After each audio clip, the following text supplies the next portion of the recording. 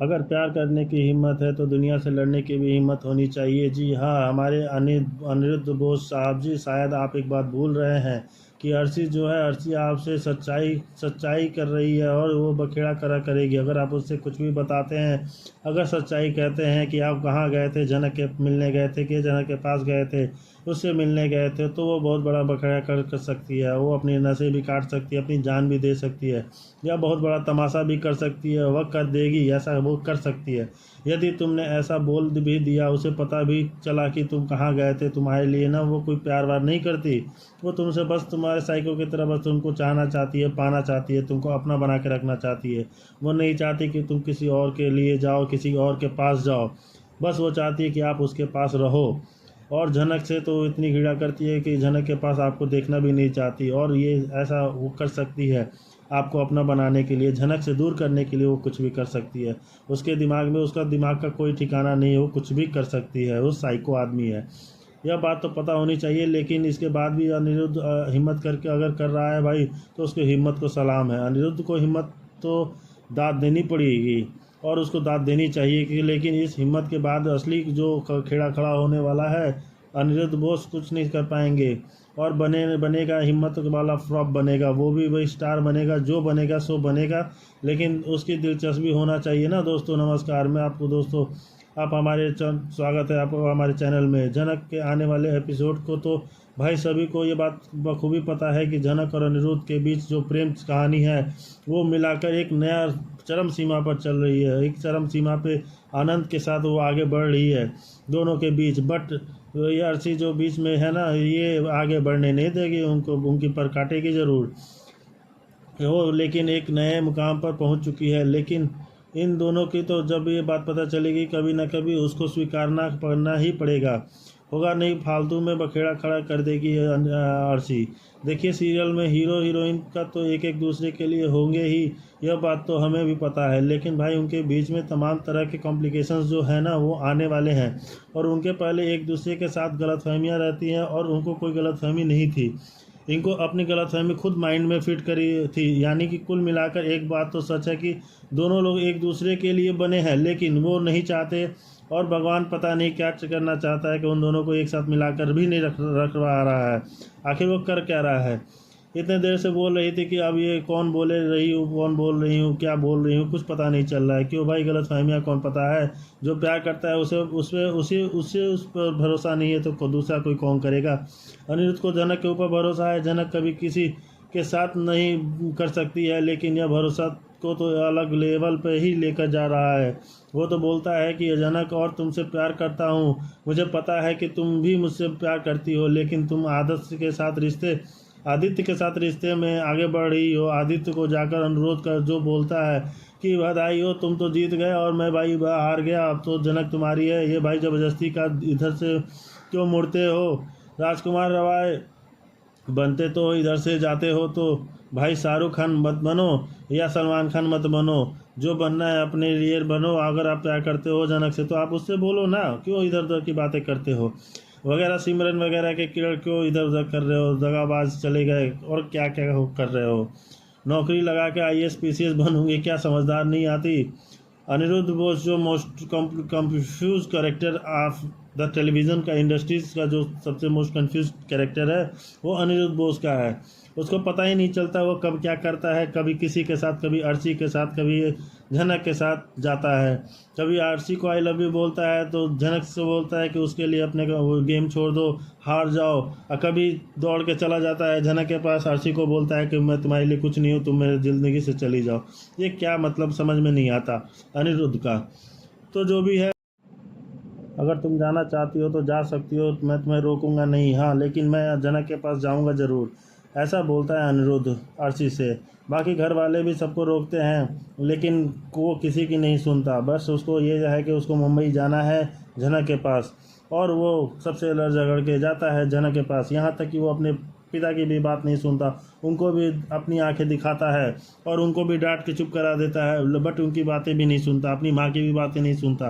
वो सबसे लड़ झगड़ के तो चला तो जाता है, लेकिन जाने के बाद क्या होता है, उतना भागा दौड़ी करते हुए पहुँचता है, लेकिन वो इतना लेट हो जाता है कि अचानक ऑपरेशन के लिए ले जाया जाता है और वो एडमिट हो जाती है ICU में।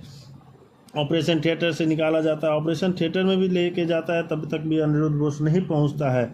और जहां तक होता है कि वो पहुंचने के बाद पता चलता है कि जनक अब इस कंडीशन में है कि उसको बचाना बहुत मुश्किल है। वो बचेगी भी कि नहीं बचेगी उसका कोई ठीक नहीं है। उसका कुछ पता नहीं है कि डॉक्टर ने अपने हाथ खड़े कर दिए हैं कि वो अपनी बस वो जो ब्लड भी दिया जा रहा है उसको भी वो एक्सेप्ट नहीं करी। आखिर वो करना क्या चाहती है कुछ समझ में नहीं आ रहा है। ये सब देखते हुए अनिरुद्ध भागा भागा दौड़ा दौड़ा जाता है अपने ड्राइवर के पास जिस गाड़ी से वो आया रहता है। उसे पूछता है कि भाई यहाँ पे कोई मंदिर है, जो कि ड्राइवर ने उसे पहले ही एक बताया था कि यहाँ पे कोई मंदिर है जहाँ पे जाने से वहाँ पे मन्नत मांगने से वो पूरी हो जाती है। तो वो उससे पूछता है तो ड्राइवर उसको लेके जाता है उस मंदिर में। लेकिन वो मंदिर में जाता तो पहुंचता तो है लेकिन उसको मंदिर बंद होने का समय हो जाता है। जहाँ पुजारी क्या करता है मंदिर बंद करके जाने लगता है, लेकिन वो पहुंचते पहुंचते पहुंच जाता है और पुजारी से मिलता है कि मैं पूजा करना चाहता हूँ पुजारी जी, मैं अपनी बीबी के लिए। लेकिन वो बीबी को तो नाम भी बीबी अपना स्वीकारता भी नहीं है, बस वो कहता है कि हाँ मेरी कोई अपनी है जो जिसके लिए मैं पूजा करना चाहता हूँ। लेकिन पुजारी क्या कहता है कि ये टाइम तो बंद हो चुका है, आप 4 बजे आइए, शाम को 4 बजे मंदिर खुलेगा। अनिरुद्ध बोलता है कि सर पंडित जी मुझे ये भी नहीं पता है कि वो शाम तक जिंदा रहेगी भी कि नहीं रहेगी, मुझे पूजा अभी करना है। लेकिन पुजारी से वो कहता है, करते करते पुजारी मना करता है। लेकिन अनिरुद्ध आखिर लास्ट में उससे जाकर मना ही लेता है पूजा करने के लिए। उसकी रोने लगता है और वो पंडित मान जाता है, उसको ले जाकर पूजा कराता है। पूजा करते करते भगवान से मत्थे से एक फूल गिरता है और वो बोलता है पंडित जी उस फूल को उठा के ये लेके जाओ और जो पेशेंट है तुम्हारी जो भी बीवी है उसके माथे पे टच करा के उसको छुआ के वहाँ पे रख देना और प्रार्थना करना कि वो ठीक हो जाएगी।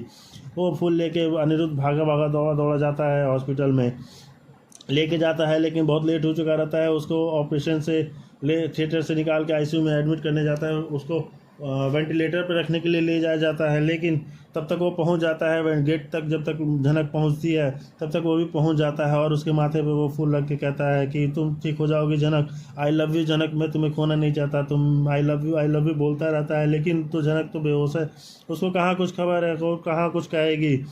तब तक वो कहते हैं, तब तक आदित्य कपूर उधर से आता है और बोलता है देखता है अनिरुद्ध को ऐसे करते हुए तो उसको बहुत आग बबूला हो जाता है और गुस्सा करता है और बोलता है नर्स से और कंपाउंडर से कि आप उनको हटाइए वहाँ से, वो बस लेट करना चाहता है, उनको हटाइए, उनको लेके जाइए और पेशेंट को लेके जाइए वेंटिलेटर रूम में।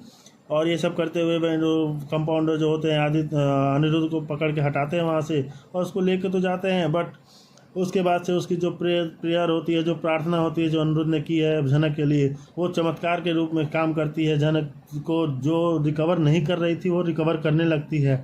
ये सब देखते देखते वो ठीक होने लगती है और उसको वेंटिलेटर से निकाल के आईसीयू में शिफ्ट किया जाता है।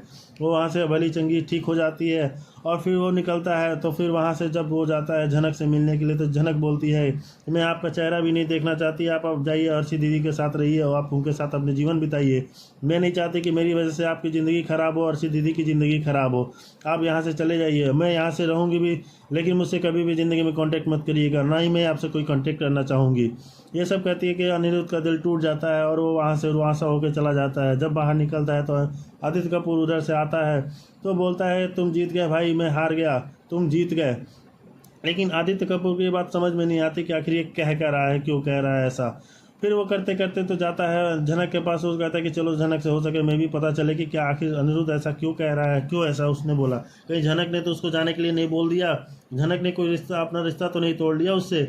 ये सब देखते हुए जनक के पास पहुंचता है और बोलता है कि उससे बातें करता है और भी बातें करते करते वो बताता है कि उससे कि जब तुम कोमा में थी और जब तुम रिस्पॉन्स नहीं कर रही थी तो उसने कोई एक फूल ला के तुम्हारे माथे पे रखा और उसके बाद से तुम ठीक होने लगी। ये सब कहते हुए तो फिर जनक सोचती है कहीं उसने गलती तो नहीं कर दी अनिरुद्ध को ऐसा बोल के। ये सब करने के बाद उसे डिस्चार्ज किया जाता है। तब तक डॉक्टर आ जाती है और नर्स आती है उसको बोलने के लिए कि आपको अभी डिस्चार्ज किया जाएगा, आप रेडी हो जाइए। तो वो नर्स से बोलती है कि आपका बहुत बहुत धन्यवाद, आपने मेरी बहुत सेवा की, बहुत मेरा ख्याल रखा, आप नहीं होते तो मैं जिंदा नहीं बचती। तो उसने कहा कि नहीं वो तो मेरा ड्यूटी है, लेकिन फिर भी ड्यूटी है तो फिर भी आपने बहुत मन से आपने ड्यूटी निभाई है। वो जाती है। फिर डॉक्टर भी आते हैं तो डॉक्टर भी यही बात बोलती हैं कि आपके जो वो साथ में थे वो कोई फूल ला के आपके माथे पर, कि आप तो रिकवर नहीं कर रही थी, उनके माथे पर फूल लगती, आप रिकवर करने लगी, आगे बढ़ने लगे, आपकी तबीयत में सुधार होने लगा। ये सब देखते सुनते जनक को बहुत अफसोस होता है कि कहीं उसने गलत तो नहीं किया, उसने गलत तो नहीं बोल दिया जनक को यहाँ से जाने के लिए। खैर जो भी है वो तो अब तो चला गया है, अब तो पता नहीं क्या होगा क्या नहीं होगा, भगवान जाने। और ये सब तो सोचते हुए जनक निकलती है वहाँ से और जाने लगती है अपने घर की तरफ, जहाँ पे वो